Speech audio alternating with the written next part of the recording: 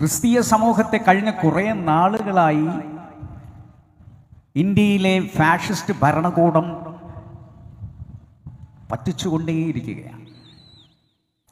CAA എന്ന് പറയുന്നൊരു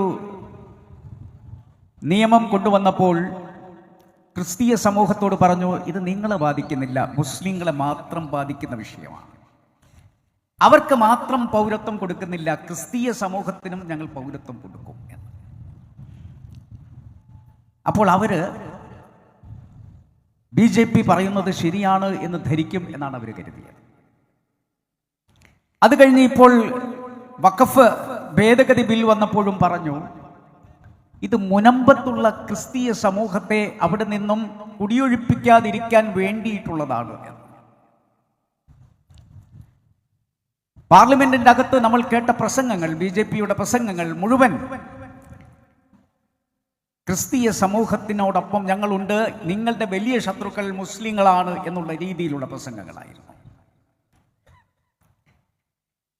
എന്നാൽ ഈ നിയമം പാസാക്കിയതിന്റെ പിറ്റേ ദിവസത്തെ ഓർഗനൈസർ എന്ന് പറയുന്ന പത്രം, പാർലമെന്റിന്റെ അകത്ത് ഇവർ പറഞ്ഞത്, സർക്കാരിന്റെ ഭൂമി കഴിഞ്ഞാൽ ഏറ്റവും കൂടുതൽ ഭൂമി കൈവശപ്പെടുത്തിയിരിക്കുന്നത് വഖഫാണ്, വഖഫിന്റെ പേരിലാണ് എന്ന് പറഞ്ഞ അതേ പ്രസ്ഥാനത്തിന്റെ മുഖപത്രം പിറ്റേ ദിവസം പറയുന്നു, അല്ല, സർക്കാർ ഭൂമി കഴിഞ്ഞാൽ ഏറ്റവും കൂടുതൽ ഭൂമി കൈവശപ്പെടുത്തിയിരിക്കുന്നത് ക്രിസ്ത്യാനികളാണ്.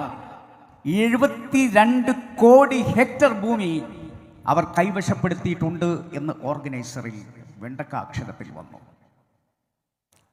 മാത്രമല്ല, ധാരാളം ചർച്ചുകളും സ്കൂളുകളും മറ്റു വിദ്യാഭ്യാസ സ്ഥാപനങ്ങളും സർക്കാർ ഭൂമി കയ്യേറി അവർ കൈവശപ്പെടുത്തി വെച്ചിട്ടുണ്ട് എന്ന് ഓർഗനൈസർ. പക്ഷെ മണിക്കൂറുകൾക്കുള്ളിൽ ആ ഒരു വാർത്ത അപ്രത്യക്ഷമായി. അതിന്റെ പിന്നിൽ ചില രാഷ്ട്രീയമുണ്ടാകാം. പക്ഷെ ഇത് സമ്പൂർണമായത് ഇവിടെ ഇത് അവതരിപ്പിച്ചുകൊണ്ട് പാർലമെന്റിൽ കത്തിക്കയറിയ മന്ത്രി തന്നെ വന്ന് അവിടെയുള്ള ജനങ്ങളോട് പറഞ്ഞു, ഇതിന് മുൻകാല പ്രാബല്യം ഇല്ലാത്തത് കൊണ്ട് ഈ നിയമം നിങ്ങൾക്ക് ഗുണകരമാകുമോ എന്ന് എനിക്ക് ഇപ്പോൾ പറയാൻ പറ്റില്ല, അത് കോടതിയാണ് പറയേണ്ടത് എന്ന്. അപ്പോൾ ഇത്രയും നാൾ നിങ്ങൾ അവരെ വഞ്ചിക്കുകയായിരുന്നു.